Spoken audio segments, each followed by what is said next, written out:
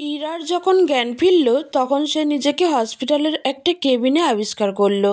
প্রথমে সে কোনো কিছু বুঝে উঠতে না পারলেও পরে তার ধীরে ধীরে সবকিছু মনে পড়ল এবং অগ্নির কথা মনে পড়তেই ইরা একটানে তার হাতে লাগানো সেলাইনটা খুলে ফেলল। তারপর তাড়াহুড়ো করে বেড থেকে নামতে নিলেই দুজন নার্স এসে তাকে আটকে ফেলে। ইরা তখন কোনো রকমের নার্সদের বলে, প্লিজ আপনারা আমাকে যেতে দিন, আমি আমার হাজবেন্ডের কাছে যাব। আমার হাজবেন্ডকে হসপিটালে অ্যাডমিট করা হয়েছে, আমি ওনার কাছে যাব। ম্যাম, এমপি সাহেব এই হসপিটালেই আছে, আপনি একটু শান্ত হন, আমরা আপনাকে ওনার কাছে নিয়ে যাচ্ছি। এই অবস্থায় আপনার এত উত্তেজিত হওয়া ঠিক না। তবুও ইরা কোনোভাবেই নিজেকে শান্ত করতে পারছে না। ইরার এমন পাগলামো দেখে নার্সরা গিয়ে শেখ বাড়ির সবাইকে খবর দেয় যে ইরার জ্ঞান ফিরেছে। ইরার জ্ঞান ফিরেছে শুনে অভ্র এবং শুভ্র গিয়ে ইরাকে অপারেশন থিয়েটারের কাছে নিয়ে আসে। এদিকে শেখ বাড়ির প্রতিটা সদস্যের অবস্থাই খুব খারাপ হয়ে আছে। ছেলের এমন অবস্থা দেখে শারমিন শেখ শোকে পাথর হয়ে গেছে। অগ্নির বাবা এমনিতেই কিছুদিন যাবৎ খুব অসুস্থ হয়ে আছে। এই মুহূর্তে সে এত বড় ধাক্কা সামাল দিতে পারবে না, তাই তাকে এখনো কিছু জানানো হয়নি। বিপক্ষ দলের নেতা মাজেদ শিকারী কোনোভাবেই অগ্নির সঙ্গে পেরে উঠছিল না। আজকের মিটিংয়ে সে অগ্নির কাছে হেরে গিয়েছিল। হাঁটুর বয়সী একটা ছেলের কাছে হেরে গিয়ে নিজের ক্রোধ সামলাতে না পেরে পার্টি অফিস থেকে বেরোনোর সময় হঠাৎ করেই সে অগ্নিকে গুলি করে বসে। একটা গুলি কোনো রকমে অগ্নির হাত ছুঁয়ে বেরিয়ে গেলেও অন্য গুলিটা সোজা অগ্নির বুকে গিয়ে লাগে। অগ্নির বুকে যে গুলিটা লেগেছে সেটা অগ্নির হার্টকে খুব বাজেভাবে ড্যামেজ করে ফেলেছে। ডক্টররা যখন একদমই আশা ছেড়ে দিয়েছিল ঠিক তখনই বাইক অ্যাক্সিডেন্ট করা একটা ছেলেকে হসপিটালে নিয়ে আসা হয়। ছেলেটা মাত্র 2 বছর আগে বিয়ে করেছে, ঘরে তার 6 মাসের ফুটফুটে এক পুত্র সন্তান। তার পরিবারের সকলে কান্না করে করে আল্লাহর কাছে তার জীবন ভিক্ষা চাইছিল, কিন্তু ভাগ্যের নির্মম পরিহাসে অল্প কিছু সময়ের মধ্যে সেই ছেলেটি মারা যায়। ভাগ্যক্রমে অগ্নির সঙ্গে এই ছেলেটির সমস্ত কিছু ম্যাচ করায় ডক্টররা দুই পরিবারের লোকেদের সঙ্গে কথা বলে। অ্যাক্সিডেন্ট করা লোকটির স্ত্রী প্রথমে রাজি না হলেও শারমিন শেখ যখন বলেন সে নগদ 20 লক্ষ টাকা সহ তার সন্তানের সারা জীবনের দায়িত্ব নেবেন, তখন মেয়েটি তার সন্তানের মুখের দিকে তাকিয়ে হার্ট ট্রান্সপ্ল্যান্টের জন্য রাজি হয়ে যান। অপারেশন থিয়েটারের মধ্যে অগ্নির হার্ট ট্রান্সপ্ল্যান্ট করা হচ্ছে। অপারেশন থিয়েটারের সামনে দাঁড়িয়ে আছে শেখ পরিবারের সকল সদস্য এবং বড় বড় কিছু রাজনীতিবিদরা। অভ্র ইরাকে বেশ কয়েকবার বাড়ি নিয়ে যেতে চাইলেও ইরার জেদের সঙ্গে পেরে ওঠেনি। সবাই মিলে ইরাকে অনেক বুঝায় বাড়িতে যাওয়ার জন্য, কিন্তু ইরার এক কথা, অগ্নির যতক্ষণ না জ্ঞান ফিরছে সে হসপিটাল থেকে এক পাও নড়বে না। দেখতে দেখতে পুরো 2 দিন কেটে গেল। সেদিন অগ্নির অপারেশনটা খুব ভালোভাবে হয়ে গেলেও এখনও অগ্নির জ্ঞান ফেরেনি। ডক্টর বলেছিল 48 ঘন্টার মধ্যে অগ্নির জ্ঞান না ফিরলে হয়তো অগ্নি কোমায় চলে যাবে। 48 ঘন্টা পার হয়ে গেলেও অগ্নির জ্ঞান না ফেরায় সকলেই ভেঙে পড়েছে। গত 2 দিনে ইরা এবং শারমিন শেখ একেবারের জন্যেও হসপিটাল থেকে কোথাও যায়নি, কিন্তু আজ বিকেলে সাইদুল শেখের অসুস্থতার কথা শুনে শারমিন বেগম আর বাড়ি না গিয়ে পারল না। বর্তমানে অগ্নির বেডের পাশেই একটা টুল নিয়ে ইরা বসে আছে। ইরা মন খারাপ করে অনেকটা সময় অপলকভাবে অগ্নির দিকে তাকিয়ে রইল। তারপর হঠাৎ করেই অগ্নির একটা হাত নিজের 2 হাতের বন্ধনে আবদ্ধ করে কান্নায় ভেঙে পড়ল।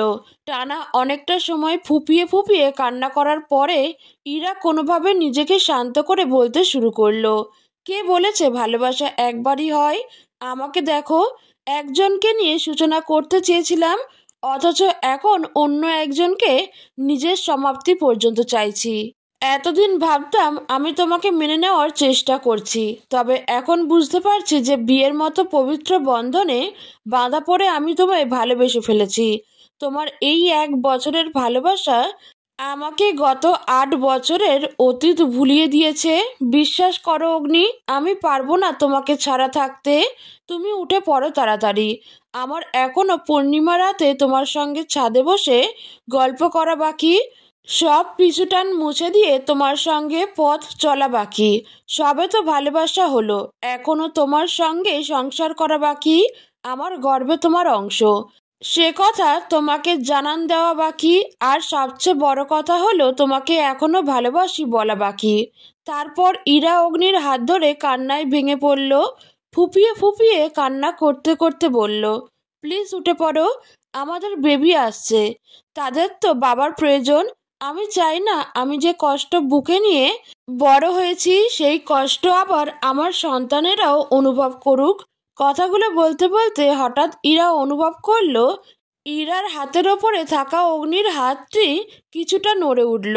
ইরা মাথা তুলে অগ্নির দিকে তাকাতেই দেখলো অগ্নি তার দিকে তাকিয়ে আছে। অগ্নির জ্ঞান ফিরেছে দেখে ইরা খুশিতে আত্মহারা হয়ে গেল। ইরা অগ্নির আরেকটু কাছে এগিয়ে গিয়ে অগ্নির কপালে একটি গভীর চুমু অঙ্কন করে দিল।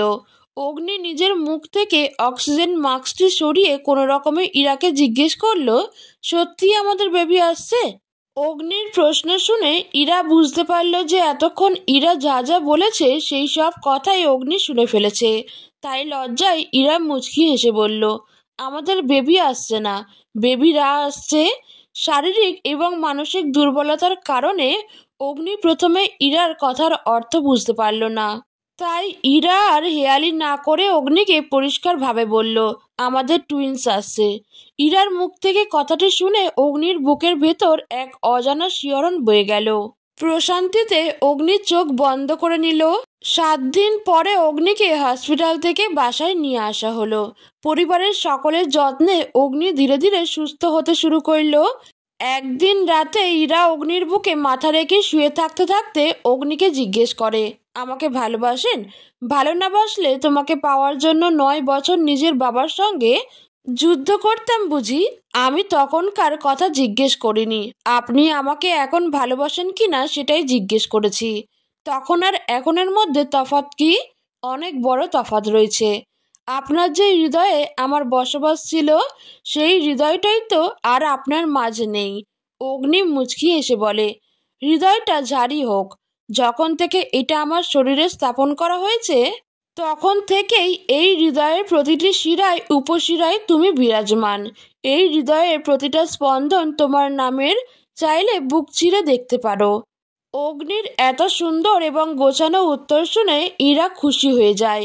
এদিকে ইরার প্রেগনেন্সির দিন যত বাড়ছে শেখ বাড়িতে ইরার আদরও তত গুণ বেড়ে যাচ্ছে। সার্ভিন শেখ সবসময় ইরার মুখের সামনে কোনো না কোনো খাবার ধরেই রাখে।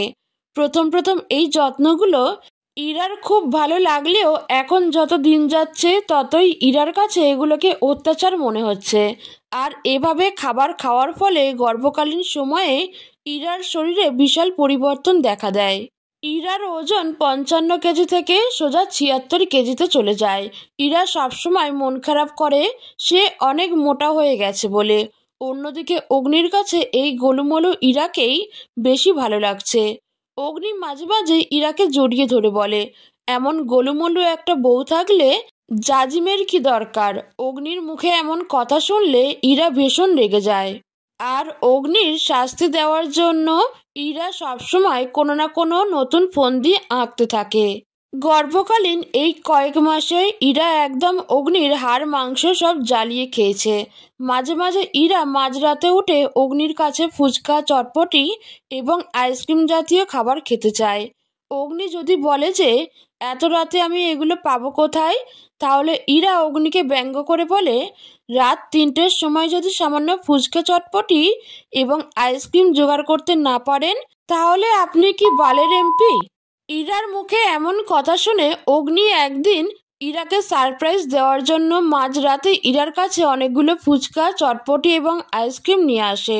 কিন্তু ইরা সেগুলো খেতে খেতে অগ্নিকে বলে, এই মাঝরাতে এগুলো এনেছেন কেন? মাঝরাতে কেউ এসব খায়? নিহাত আমি ভালো মেয়ে, তাই আপনার সম্মান রক্ষার্থে এই এত রাতে এইসব খেলাম।